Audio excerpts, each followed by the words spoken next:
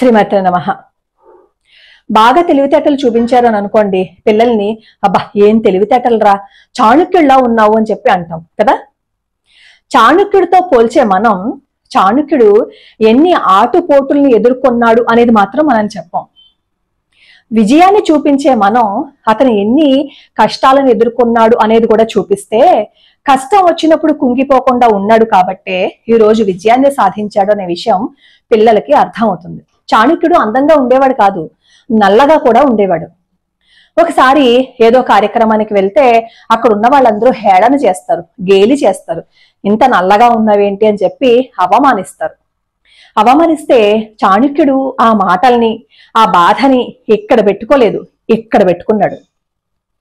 అలానే ఈ చాణక్యుడు నందవంశాన్ని కాల రాసేశాడు అని చెప్పి మనం చదువుకుంటాం కదా చరిత్రలో.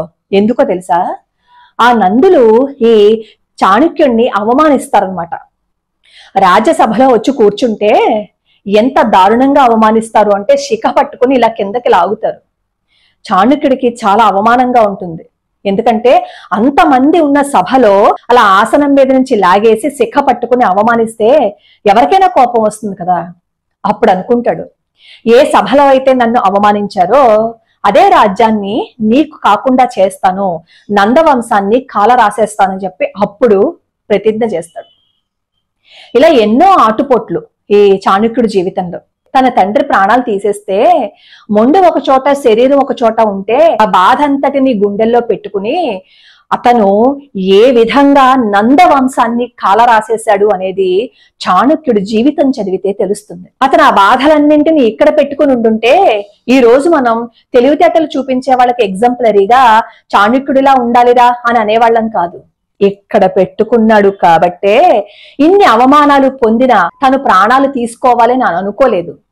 తనని అవమానపరిచిన చోటే గెలవాలి అని అనుకున్నాడు, విజయం సాధించాలి అని అనుకున్నాడు, గొప్పవాడిగా మారాలి అని అనుకున్నాడు. అలా అనుకునే నందవంశాన్ని రూపుమాపు లేకుండా చేసేసి చంద్రగుప్తుడికి పట్టం కట్టి చంద్రగుప్తుడి ఆస్థానంలో అమాత్యుడిగా ఉన్నాడు. అంత అమాత్యుడిగా ఉన్న చాణక్యుడు తన ఇల్లు ఎలా ఉండేదో తెలుసా? ఒక పక్కన పిడకలు, ఒక పక్కనేమో పిడకలు కొట్టే రాయి, ఒక పక్కన శిష్యులు తెచ్చే దర్భలు, ఇలా గందరగోళంలో ఉండేదన్నమాట అతని ఇల్లు. ఇంటి కప్పు మీదేమో హోమానికి కావలసిన సమిధలని ఆరబెట్టుకునేవారు. ఆ బరువుకి ఇంటి కప్పు ఇలా వంగిపోయి కనిపించేది. ఇంటికొచ్చిన వాళ్ళు అనేవారు, నువ్వు ఒక అమాత్యుడివి కదా, ఇలాంటి ఇంట్లో ఉన్నావేంటి అని. అప్పుడు చాణక్యుడు చెప్పే సమాధానం ఏంటో తెలుసా?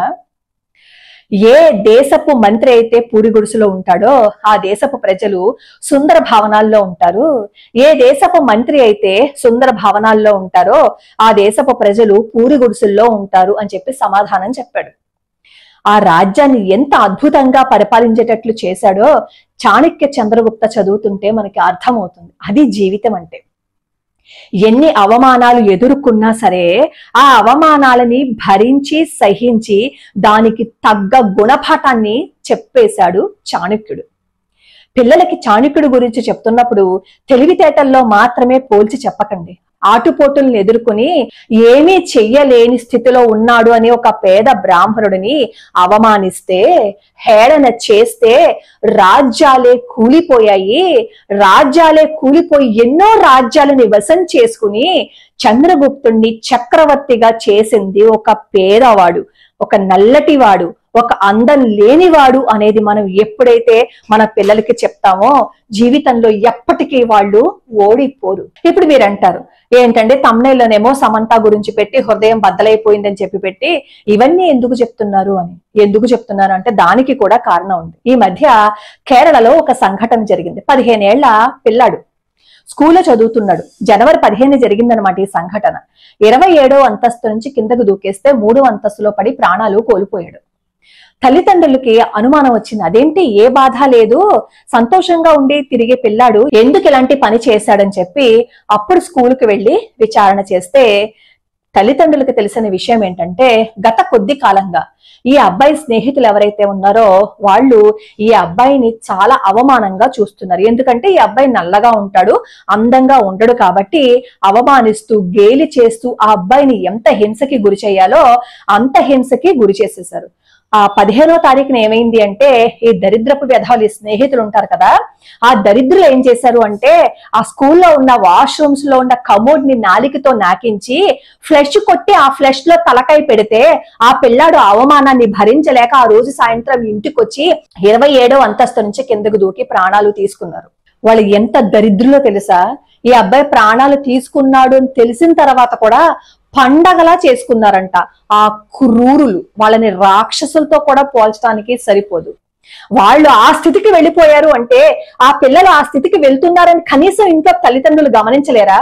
ఆ మాత్రం అర్థం చేసుకోలేరా? అంతే, ఎంత నిర్దయ వ్యధవలైతే ఆ స్కూల్లో ఉన్న ఆ కమ్ముడ్లను నాలికతో నాకిస్తారా? దుర్మార్గపు వ్యధవలు, వాళ్ళు మనుషులేనా అసలు? ఇలాంటి వ్యధవలందరినీ తీసుకెళ్లి శిక్షించాలి. అలా శిక్షిస్తేనే ఇంకొకటి ప్రాణాలు తీసేంతగా వాళ్ళు ర్యాగింగ్ చేయరు. పిల్లలు ఎలా పోతున్నారు, వాళ్ళు ఎలా నాశనం అయిపోతున్నారు, వాళ్ళు ఎలా డిప్రెషన్ కి కృంగిపోతున్నారు అని చెప్పి ఎవడో ఆలోచించటం లేదు. కాబట్టి ఏడిపించేవాడు ఉంటున్నాడు, ఏడిపించినందుకు ప్రాణాలు తీసుకునేవాడు ఉంటున్నాడు. పిల్లలకి నేర్పించండి. కనీసం ఇలాంటి సంఘటనలు చూసైనా సరే ఈ రోజు నుంచి పిల్లలకి నేర్పించండి. మిమ్మల్ని ఎవరైనా ఏడిపిస్తే కొంతవరకు సహించండి, మితి మీరితే చెప్పు తీసుకుని కొట్టండి అని చెప్పి మీరు మీ పిల్లలకి నేర్పించండి. కనీసం అలా బాధ పెడుతున్నప్పుడైనా ఇంటికి వచ్చి చెప్పండి, స్కూల్లో టీచర్స్ కి చెప్పండి అని చెప్పి ప్రతిరోజు పిల్లలు స్కూల్కి వెళ్ళేటప్పుడు మీరు చెప్పండి. అలా చెప్పకపోతే ఈ రోజు కేరళలో ఈ సంఘటన అయింది, రేపొద్దున్న ఇంకో చోట జరుగుతుంది. ఈ మధ్య కాలంలో మన వైపు కూడా చాలా స్కూల్స్ లో పిల్లలు ఆ ఒత్తిడిని భరించలేక, అక్కడ అన్న వాళ్ళ మాటలు భరించలేక ప్రాణాలు తీసుకుంటున్న సంఘటనలు ఎన్నో చదువుతున్నాం కదా. దీనికి కారణం ఏంటో తెలుసా? తల్లిదండ్రులు కూడా పిల్లలకి ఎలా బ్రతకాలో చెప్పటం లేదు, ఎలా ధైర్యంగా ఉండాలో చెప్పటం లేదు, ఎలా సమస్యను ఎదుర్కోవాలో చెప్పటం లేదు. ఎంతసేపు పోటీ ప్రపంచంలోకి తోసేసి వాడిని ఒక యంత్రంగా మార్చేసి డబ్బులు సంపాదించుకుని తెచ్చేసి కుప్పలు కుప్పలుగా పోసేసి వాడు ఏదో సాఫ్ట్వేర్ ఇంజనీర్ లోనో లేదు అంటే ఎక్కడో అమెరికాలోనో ఎక్కడో వాడు ఉద్యోగం చేసుకుంటే, ఇక్కడ తల్లిదండ్రులు ఏ అనాథాశ్రమంలోనూ ఏడుస్తూ అబ్బా నా కొడుకు అమెరికాలో ఉన్నాడు, బోల్డ్ సంపాదించుకుంటున్నాడు అని చెప్పుకోవడానికి తప్ప ఎందుకు పని చేయదు ఈ పిల్లల జీవితాన్ని మనం గనక ఇలా చేసినట్లయితే. ఈ రోజు మనం పిల్లలకి ఒత్తిడిని ఎలా తట్టుకోవాలి, అవమానాల్ని ఎలా ఎదుర్కోవాలని చెప్పకపోతే ఈ రోజు కాకపోవచ్చు, కానీ రేపన్న రోజు ఏదో ఒక రోజు ఆ అవమానాన్ని తట్టుకునే శక్తి మనం పిల్లలకి ఇవ్వకపోతే ఏదో ఒక రోజు వాళ్ళు కృంగిపోతారు. అలా కృంగిపోకుండా ఉండాలంటే ఏ సంపాదనకైతే మనం పిల్లల్ని బయటికి పంపిస్తున్నామో, ఏ పోరాటం చేయటం కోసం అయితే మనం పిల్లల్ని బయటికి పంపిస్తున్నామో, ఆ పోరాటాన్ని అధిగమించి వాళ్ళు విజయం సాధించాలి అంటే భగవద్గీత నేర్పించండి. భగవద్గీత కూడా శ్రీకృష్ణ పరమాత్మ అర్జునుడికి ఎప్పుడు చెప్పాడు? ఒక మూల కొంపలు అంటుకుపోతున్నాయి, యుద్ధం చేస్తున్నారు, అక్కడ యుద్ధం సమయం అయిపోయింది, కానీ అక్కడ యుద్ధం చేస్తానని వచ్చిన అర్జునుడు మూల కూర్చుని బాధపడుతూ ఉంటే, లే అర్జున, యుద్ధం చేస్తానని వచ్చావుగా, పిరికి పందలా ఎందుకు ఉండిపోయావు, లే అని చెప్పి కర్తవ్య బోధ చేశాడు. ఖాళీగా ఉన్న సమయంలోనో, హాయిగా కాళ్ళు జప్పుకుని కూర్చున్న సమయంలోనో, అందరూ ఆనందంగా ఉన్న సమయంలోనో కృష్ణ పరమాత్మ అర్జునుడికి భగవద్గీత చెప్పలేదు. కొంపలు మునిగిపోతూ మనోదౌర్బల్యంగా ఉన్న అర్జునుడికి ఉపదేశం చేశాడు కృష్ణ పరమాత్మ. అలా ప్రతి తల్లి ఏ రోజైతే పిల్లల్ని కూర్చోపెట్టి భగవద్గీత శ్లోకాలకి అర్థం చెప్తుందో, అర్థం అంటే నిజమైన అర్థం అన్నమాట, కృష్ణ పరమాత్మ ఏదైతే చెప్పాడో అది మీరు పిల్లలకి చెప్పి చూడండి, ఇలాంటి సంఘటనలు ఎదురవుతాయేమో చూడండి. మళ్ళీ సమంత కూడా హృదయం బద్దలైపోయింది, భరించలేకపోతున్నాను, శిక్షించండి అన్నది ఈ అబ్బాయి గురించే. ఈ సంఘటన విని, ఈ సంఘటన చూసే బాధ్యులైన వారిని ఖచ్చితంగా శిక్షించాలి అని చెప్పి ఆవిడ బాధపడుతూ ట్వీట్ చేశారు. ఒక సినిమా ఫీల్డ్ లో ఉండి ఆవిడ పనులు చేసుకుంటూ ఈ సంఘటనకి స్పందించి మాట్లాడారు చూసారా, దానికి ఆవిడకి ప్రత్యేకంగా నేను కృతజ్ఞతలు తెలుపుకుంటున్నాను. ఎంతసేపు సంపాదించుకోవటంలో పడిపోకుండా ఇలాంటి సంఘటనలు జరుగుతున్నప్పుడు సామాజిక బాధ్యతగా ఆవిడ వంతు ఆవిడ మాట్లాడారు చూసారా, నిజంగా ఆవిడకి నేను ఎంతో కృతజ్ఞతలు తెలుపుకుంటున్నాను. ఆవిడతో పాటు కీర్తి సురేష్ గారు కూడా మాట్లాడారు ఈ విషయమే.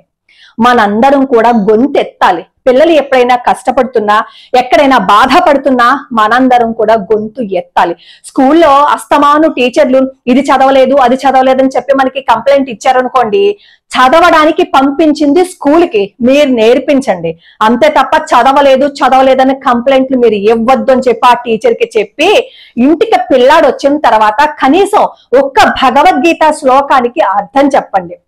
అలానే చాణక్యుడు రాసిన నీతి సూత్రాలు ఉంటాయి, కనీసం ఒక్క శ్లోకానికి అర్థం వాడికి చెప్పినా జీవితంలో అత్యున్నత స్థానంలో ఉంటాడు. ఎప్పుడు వెనక్కి తిరిగి చూసుకోకర్లేకుండా ఏ అవమానాన్నైనా సరే అధిగమించి, ఎలా అయితే చాణక్యుడు తన పొందిన అవమానాల్ని ఎక్కడ పెట్టుకుని బాధపడలేదో, ఎక్కడ పెట్టుకుని ఆలోచించాడో, అలాగే మన పిల్లలు కూడా చాణక్యుల్లాగా తయారవుతారు. చాణక్యుల్లాగా తయారవడం అంటే తెలివితేటలతో డబ్బులు సంపాదించడం మాత్రమే కాదు, అవమానాలని ఆటుపోట్లని కూడా సమర్థవంతంగా ఎదుర్కోవటం అన్నమాట.